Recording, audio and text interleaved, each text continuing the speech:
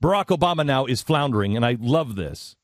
I love the way the media now, all of a sudden, in such a short period of time, his veneer of Zen-like serenity in the midst of chaos, his swagger of ultimate unshakable cool, the president who hangs out with Hollywood movie stars, sings with the music icons, shoots hoops with NBA stars, been shattered in a week. He has spent hundreds of millions of dollars now to make Mitt Romney look uncool, uncaring, and out of touch with Americans. And they've been negated. He has built an altar to himself. And beyond that, he has built Mitt Romney into something that he is clearly not. And the American people are just now starting to get a look at Mitt Romney. And they're just now starting to say, wait a minute, that picture doesn't match. In 90 minutes last week, Mitt Romney body slammed the president so hard, by the time he regains consciousness, it's going to be time to pack up his things at the White House and load him into a Mayflower truck. As his debacle called foreign policy in Libya becomes more and more apparent every day, as controversy swirls around potential foreign donors to his campaign, as the economic situation in America is in shambles, as he is running spots accusing Mitt Romney of somehow or another shipping jobs overseas, he stands and says, my greatest accomplishment, besides killing Osama bin Laden, because now we have peace, is I've created all these jobs through GM by bailing GM out, except we have on tape the CEO of GM saying, yeah, we're moving plants from there to China. So everything he accuses Mitt Romney of, he's doing. It's incredible. More and more members of the military are speaking out against him now.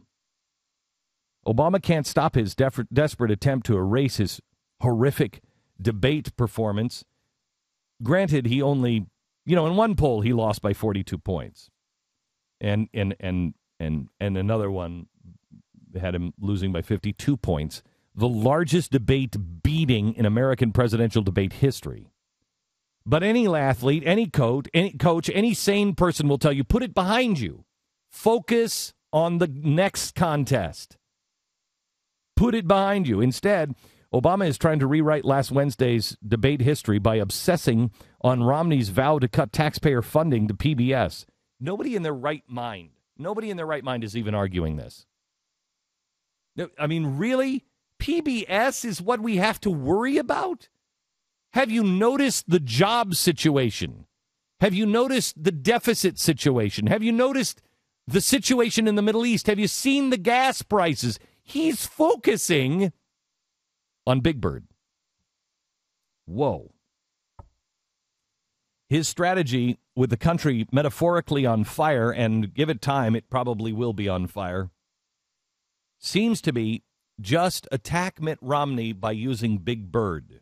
I'm Barack Obama, and I approve this message. Bernie Madoff, Ken Lay, Dennis Kozlowski, criminals, gluttons of greed, and the evil genius who towered over them. One man has the guts to speak his name. Big Bird. Big Bird. Big Bird. It's me, Big Bird. Big, yellow, a menace to our economy. Mitt Romney knows it's not Wall Street you have to worry about.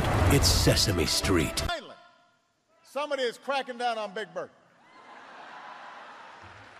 Elmo has been seen in a white Suburban. He's driving for the border. Governor Romney's plan is to let Wall Street run wild again, but he's going to bring the hammer down on Sesame Street.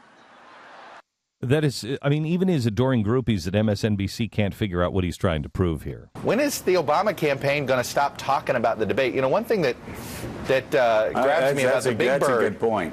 One thing that grabs me about the Big Bird ad. But doesn't it just remind you of the debate? Yes, that's what I don't understand. They cannot seem to turn the page. You would think the Obama campaign would want to start looking forward toward the VP debate this week and the two remaining presidential debates. Today, the Obama can't release this ad. Again, going back to Romney's line about Big Bird. This, I think, is Mickey Mouse. But okay.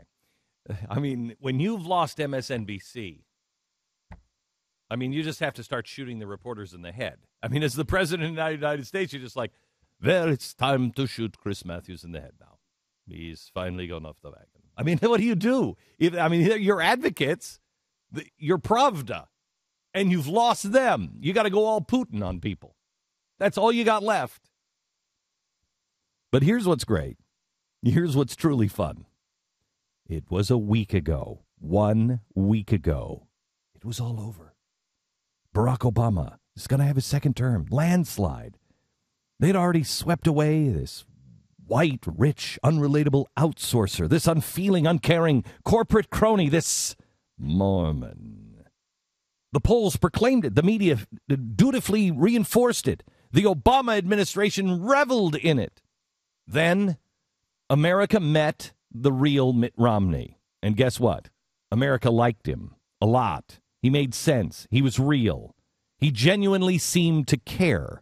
His policies weren't all that crazy.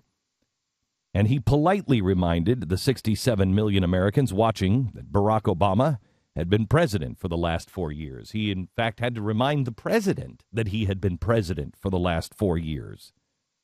So why, after all the hope and change, hasn't anything improved, Mr. President? So now as panic ensues in the Obama camp, 1 week later, we're meeting the real Barack Obama, the thin-skinned narcissist. And with this ridiculous Sesame Street nonsense, he's showing us once again that he continues to believe, as he always has, that only government can make the world go around. He wants us to believe that if the evil Mitt Romney actually did cut off federal funds to Sesame Street, it would fold like John Travolta's leisure suit in Saturday Night Fever. But happily, Sesame Street doesn't need federal assistance. It doesn't need food stamps or Social Security benefits. Sesame Street airs in 140 countries worldwide. It features some of the most well-known and beloved characters in all of American history. Big Bird, Bert and Ernie, Elmo, the Grouch, Grover, the Count. You got all. Its products bring in hundreds of millions of dollars per year. Have you tried to buy a diaper without a Sesame Street character on it?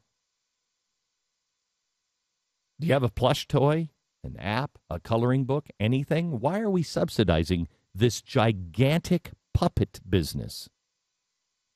Generations of Americans and others around the planet grew up loving Sesame Street, and now our children love it, and our grandchildren love it. It ain't going anywhere. It's called capitalism.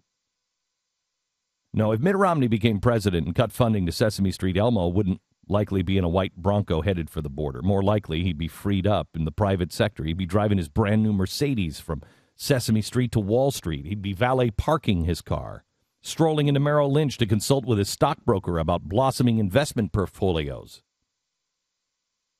And as for Mitt, 2 more light nights like he had last Wednesday, just 2 more, showing who he really is. Good, decent man who believes in the American people, showing what he stands for, what his values are.